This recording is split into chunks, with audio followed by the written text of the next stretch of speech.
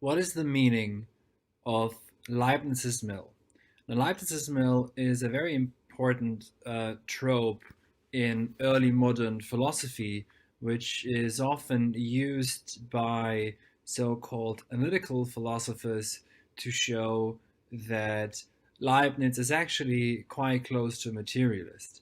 I think that's utterly wrong. We find the mill example, or actually analogy, in the monadology. And what I will talk about now is how Leibniz's mill is an actual attack on materialism and on the crudest, most awful versions of materialism that were spouted, for example, by people like Marquis de Sade, where we get the word sadism from. Now, before I say more on Leibniz, let me just briefly point out why Leibniz and people like Bishop Berkeley, for example, would attack materialism, given what it can lead to with Marquis de Sade. I'm not saying that they, attack Marquis de Sade personally or directly, but they see, of course, where a crude materialism leads to. And Marquis de Sade argued in favor of torture, rape, murder, because all we are is just machines, highly complex robots. Therefore, there are no real feelings. There's no soul. There is no morality, etc. Now, this is actually not too different from René Descartes. For René Descartes, at least the body or anything that's material is just extension. So animals don't have a soul. Animals don't really feel anything, and our bodies are just extension as well.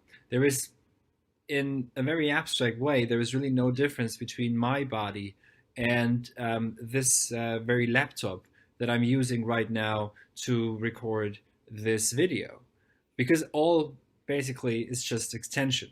What distinguishes me from that computer is that I have a thinking mind that thinks about itself. So this is sort of obviously Descartes is a dualist and Marquis de Sade is a monist, but we see sort of the threat of materialism.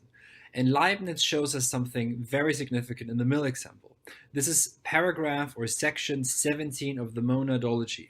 And I'm reading Leibniz now. You'll find the quote in the field just below the video if you want to read along. Now I'm reading from Leibniz. It has to be acknowledged that perception can't be explained by mechanical principles, that is, by shapes and motions, and thus that nothing that depends on perception can be explained in that way either. Suppose this were wrong. Imagine there were a machine whose structure produced thought, feeling, and perception. We can conceive of its being enlarged while maintaining the same relative proportion among its parts, so that we could walk into it as we can walk into a mill. Suppose we do walk into it. All we would find there are cogs and levers and so on pushing one another, and never anything to account for a perception. So a perception must be sought in simple substances, the monads I shall add, not in composite things like machines. And that is all that can be found in a simple substance. Perceptions and changes in perceptions. And those changes are all that the internal actions of simple substances can consist in. Now I read this as saying, is a beautiful analogy. What he's telling us is that, of course, we can think of a machine. Our imagination can do that. We can think of a machine that we then understand as having feelings and having thoughts. So very, very important for Leibniz that machine has perception. Well, what Leibniz tells us is we can think of that in our imagination, but let's actually walk into a mill. It's a very simple machine.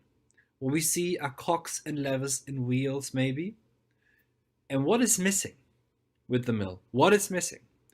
What's missing is self-motion. The mill doesn't move by and out of itself. There's nothing that sets it, there's nothing in it that sets it into motion. Quite the opposite. It either needs wind or water. It needs its mineral water mill. So it needs something else that is by itself in motion to be moved or to be in movement.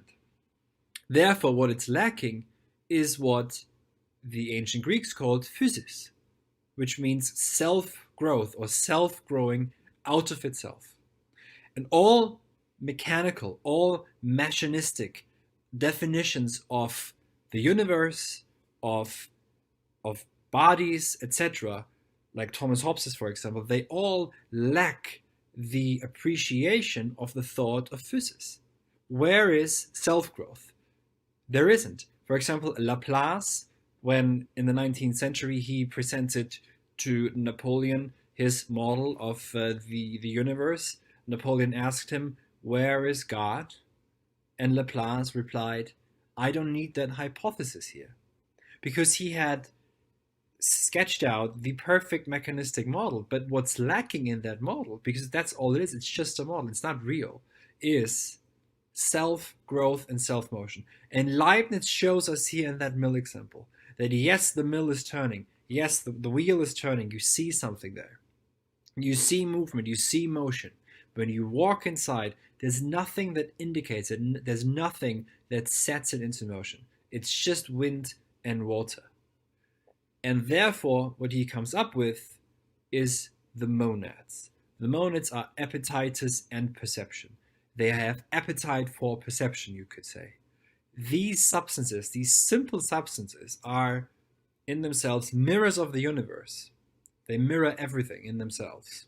They are one and the infinite or the eternal in one. And here you have the attempt to have a sort of a theory that doesn't fall for either a crude dualism, as Malebranche would, or a crude monism, as materialists would.